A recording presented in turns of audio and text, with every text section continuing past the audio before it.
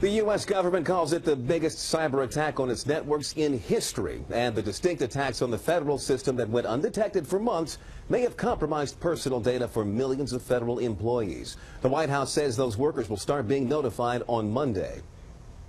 We're taking steps to notify those who may have been potentially affected within 30 days of confirming that some of the information was compromised and potentially exfiltrated. The White House says the initial hack was detected back in December, the second in April, but it wasn't until May that the government confirmed that any information may have been compromised. Allison. So, Leon, what does this all mean for those 4 million current and former federal employees? 7's on your side now with Tom Rousey live outside the Office of Personnel Management and that side of the story. Tom.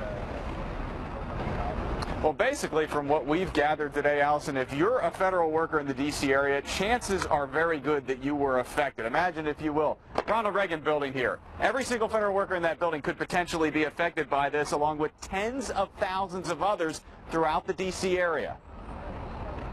I'm pretty concerned. Federal workers have been told hackers appear to have gotten a lot of data about a lot of people. Usually I'm not that concerned about things like this, but in this case I am. Current and former federal workers are still waiting to hear for sure if their data was compromised, but with millions affected, their chances are very high. It's not great, but it's a mistake. Some are taking the news in stride. I was also just impacted by the Care First breach, and so I already have some credit monitoring going on, so I figure I'll get some more and it'll be fine. They have some things in place that will kind of help you out if in fact you are affected by it.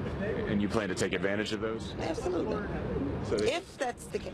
The Office of Personnel Management says it is offering affected employees free credit report access, free identity theft insurance, and a free 18 months of credit monitoring. We consider that completely inadequate.